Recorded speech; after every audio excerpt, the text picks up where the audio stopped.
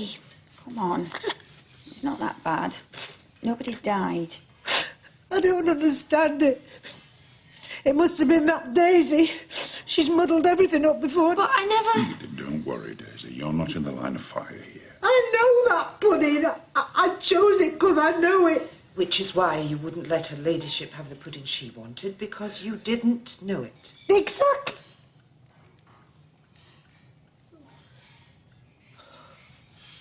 I don't see how it happened. Come on, everyone, and let's give Mrs. Patmore some room to breathe.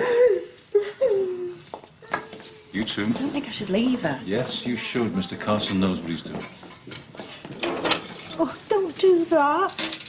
Tell William or the homeboy to do it. It's beneath your dignity. It won't kill me.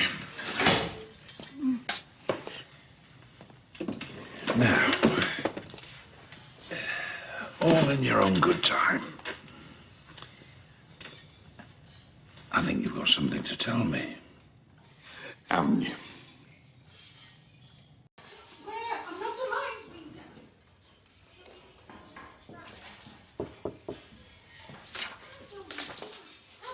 Mrs. Patmore is very cruel to that poor girl. Mrs. Patmore is frightened.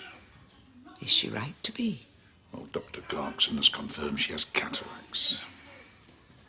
What can be done about it? There are treatments, but even the best are uncertain, and she doesn't want to risk losing what sight she still has. I don't blame her. But it can't go on forever. No. Oh, dear. Have you had bad news? I shouldn't have bothered you. No, you weren't to know.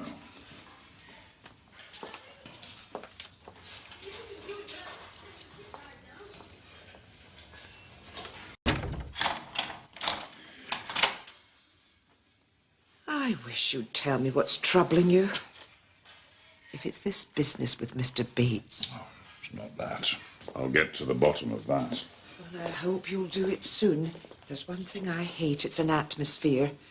And we've got a real atmosphere going now. It's an unfair rumour which needs to be scotched. It's very hard to hear the names of people you love dragged in the mud. You feel so powerless. Well, I respect Mr. Bates, but I'm not sure that I love him. I wasn't thinking of Mr. Bates. Mr. Carson, have you got a minute? What is it, Daisy? Mr. Carson's a very busy man. I know he is, but I think he'll want to hear this.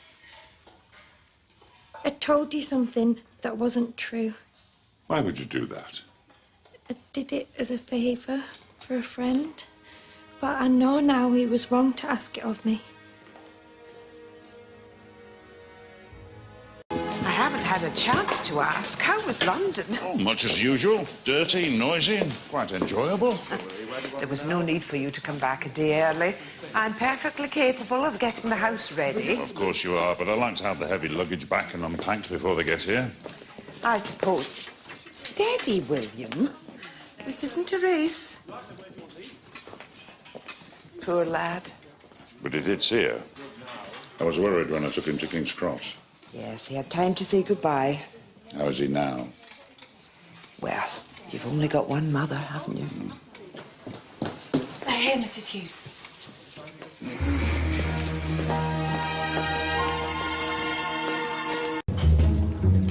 I hate to spoil her ladyship's homecoming, but what are we going to do about Mrs. Patmore?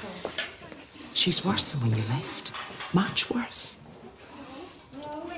Oh, and I meant to ask, is there a decision about Mr. Bates leaving? Oh, not yet. His lordship wants the facts, and Mr. Bates won't give them. So what are you going to say to her ladyship about Mrs. Patmore?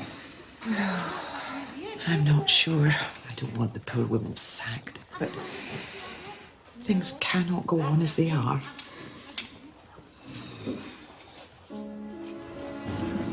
I love the thought of a baby in the house, but if it's a boy... It'll be very hard on Mr. Crawley. Yeah, I know. I was no great champion when he first arrived. It seems to me he's tried his best and has done the decent thing. I can't see that coming off. You don't mean the engagement? But it's not an engagement yet, is it? She'd never throw him over. Mr. Carson, Lady Mary Crawley does not deserve you.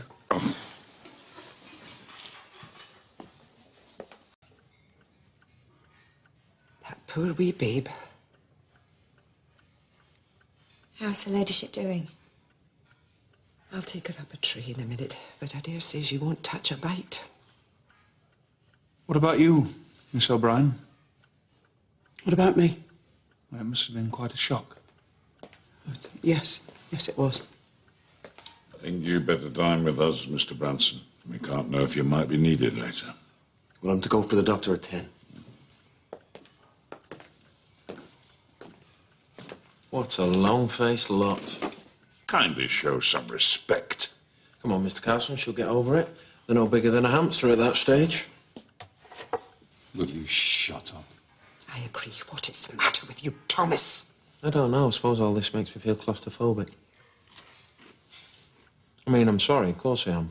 But why must we live through them? They're just our employers. They're not our flesh and blood. Thomas, don't be so unkind. Is there nothing left on earth that you respect? Look at him. Blimey, if he carried on like this for the unborn baby of a woman who scarcely knows his name, no wonder he fell to pieces when his old mum snuffed it. William! Thomas! William! Stop that! That is enough!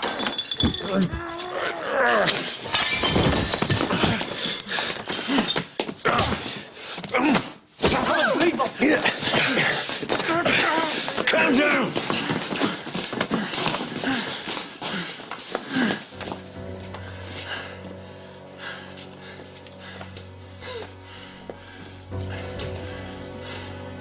Had that coming.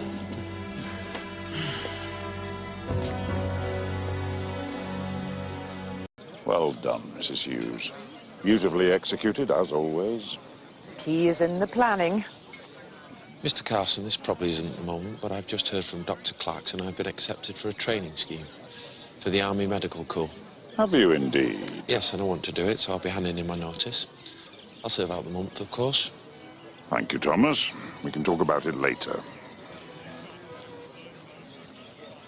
And you couldn't have planned that any better either.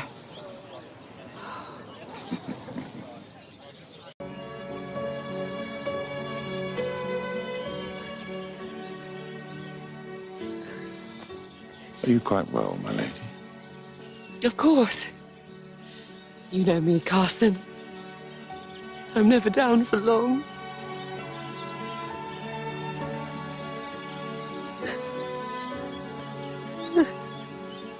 I know you have spirit, my lady. That's what counts. It's all that counts in the end.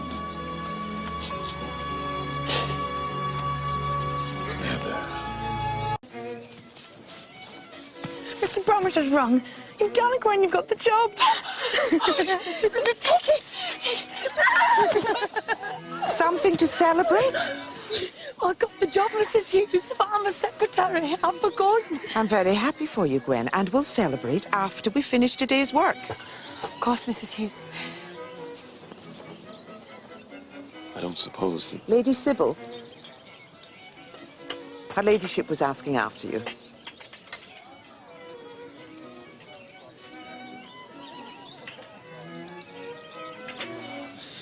Be careful, my lad, or you'll end up with no job and a broken heart. What do you mean?